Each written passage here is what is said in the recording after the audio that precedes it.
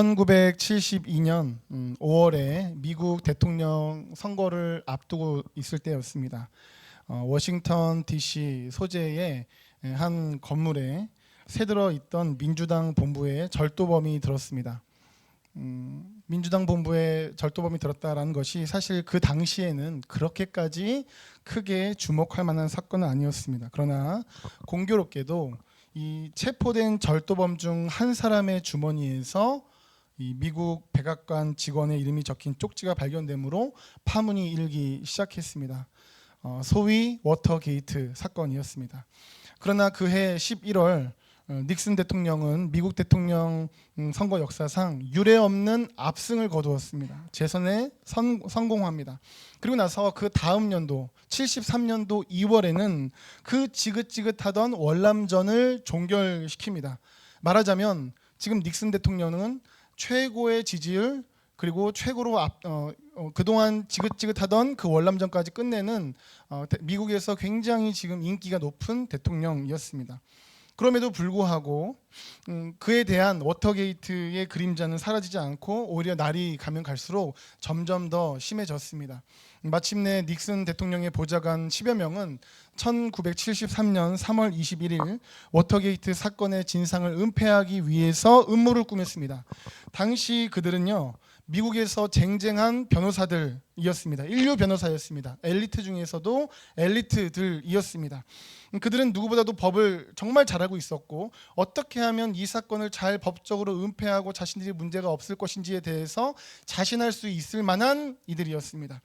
그들은 동시에 인간 닉슨에 매료된 사람들이었습니다. 그래서 그들은 미국에서 정말 높은 수입이 보장되는 인류 변호사직도 미련 없이 내던지고 오직 닉슨을 위해서 백악관에 들어간 사람들이었어요. 그들은 닉슨을 위해서 24시간 동안 근무한 것도 주저하지 않았었고 이 보좌관들을 위해서 닉슨 대통령이 임명한 권한 역시도 굉장히 대단했습니다. 예를 들어서 그 보좌관들이 제의하면 장관, 장성, 군대를 어디로든 옮길 수 있었습니다. 공무원들의 채용, 승진, 해임을 그들이 권한을 위임받았습니다. 천문학적인 숫자에 달하는 연방정부의 예산을 그들 뜻대로 주무를 수가 있었습니다. 그런가 하면 전화 한 통으로 리무진은 말할 것도 없고 제트기까지 동원할 수 있었다라고 합니다. 그뿐 아니었습니다. 국립미술관 소유의 그림은 무엇이든지 대여해서 자신의 집무실에 걸어둘 수가 있었고 그들을 위해서 시중드는 사람이 24시간 그들 집무실 앞에서 대기하고 있었고요. 또한 그들이 원한다면 사막 한가운데에도 전화를 연결할 수 있었다고 합니다. 게다가 1급 경호원들이 그들을 보호하고 있었습니다.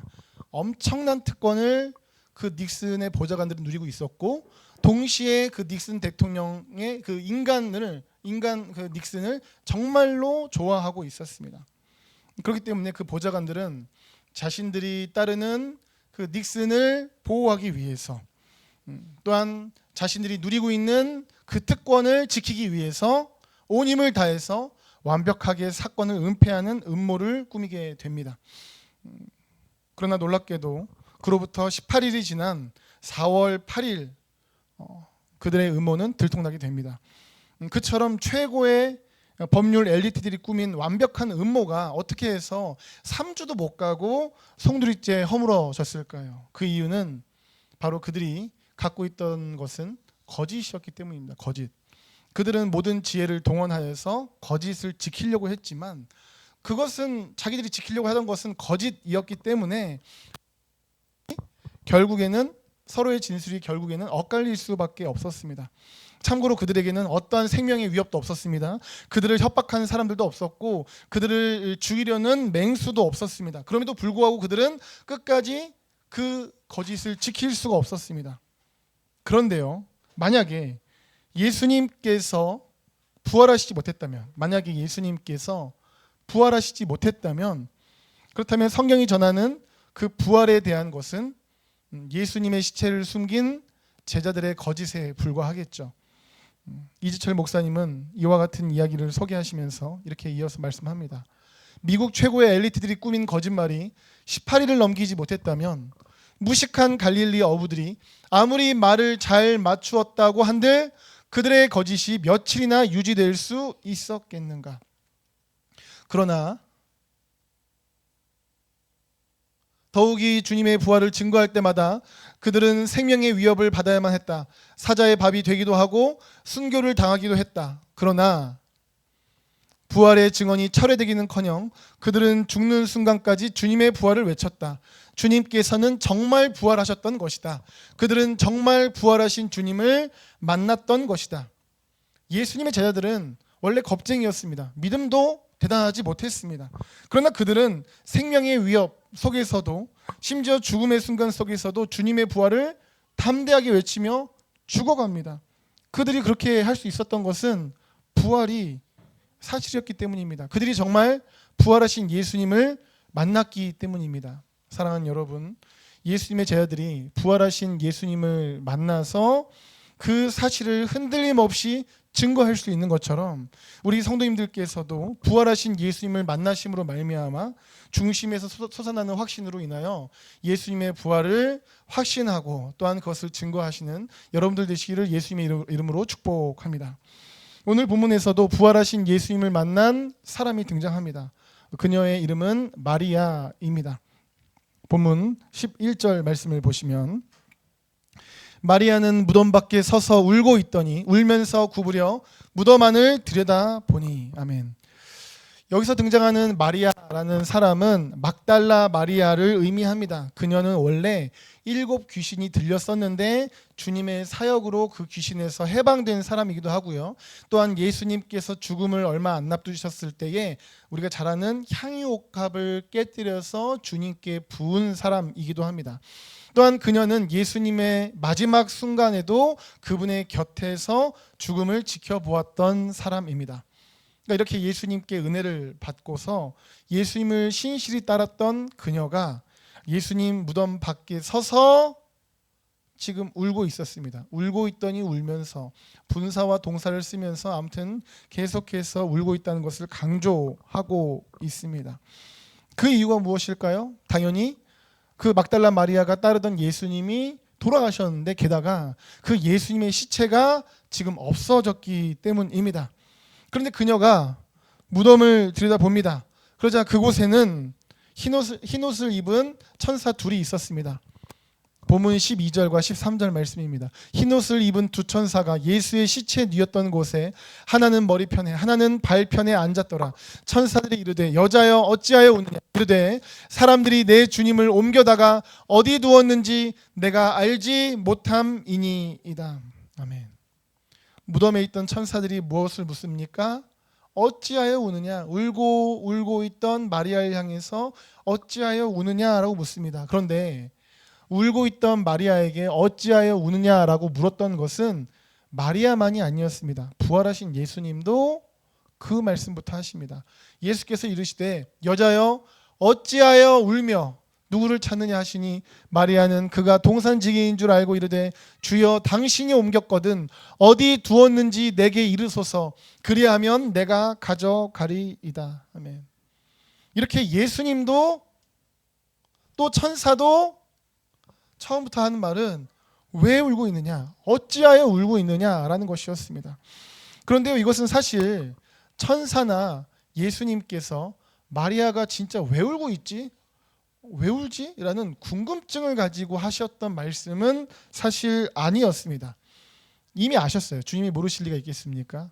이미 아셨고요. 왜 물으시냐면 왜 울고 있는지 너 자신이 돌아봐야 한다라는 것입니다. 울고 있는 이유를 돌아보라는 것입니다. 왜냐하면 마리아 입장에서는 지금 예수님이 돌아가신 데다가 그 따르는 예수님의 시신마저도 없어진 끔찍한 상황이라서 울고 있었는데 그 모든 것들이 사실은 이미 예수님은 부활하셨잖아요. 이미 예수님은 그 마리아 곁에 계셨습니다. 그렇기 때문에 이미 해결됐기 때문에 너가 울고 있는 그 이유 이미 해결됐다. 울 필요가 없다. 슬퍼할 필요가 없다라고 말씀하시는 겁니다.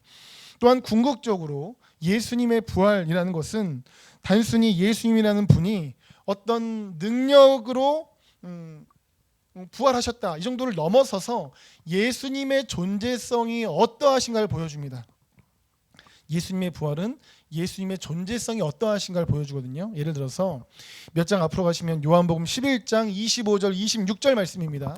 예수께서 이르시되 나는 부활이요 생명이니 나를 믿는 자는 죽어도 살겠고 무릇 살아서 나를 믿는 자는 영원히 죽지 아니하리니 이것을 내가 믿느냐라고 말씀하셨습니다. 자, 예수님께서는 말씀을 보시면 본인께서 부활이고 생명이라고 말씀하시면서 그것을 무엇으로 연결하십니까? 믿는 자의 부활로 연결시킵니다. 그렇습니다. 예수님의 부활은 예수님께만 국한된 사건이 아니에요. 예수님의 부활은 믿는 자에게 영원한 생명이 부어지는 것을 우리는 이 말씀을 통해서 볼 수 있습니다. 그렇기에 이처럼 예수님의 부활이 그분을 믿는 자에게 영원한 생명이 임한다, 이것을 보여주기 때문에, 그래서 부활하신 예수님께서는 울고 있던 마리아에게 예수님이 부활하셨다, 이것은 곧 믿고 있는 울고 있는 너에게 지금 이 놀라운 은혜가 부어지고 있다는 것을 너가 기억해야 된다, 그러니 울 필요가 없다라는 말씀을 하고 계신 것이죠. 그렇습니다. 1차적으로는 예수님의 시신이 없어진 것이 해결되었기에 울 이유가 없지만, 사실 궁극적으로는 예수님의 부활로 인해서 믿고 있는 모두에게 영원한 생명이 주어졌기에 울고 있던 마리아는 사실은 울 것이 아니라 부활하신 주님으로 인하여서 너무나도 기뻐해야 하고, 또한 그러한 기쁨은 마리아에게만 있을 것이 아니라 믿는 모두에게 그 기쁨이 있어야만 한다는 것이죠.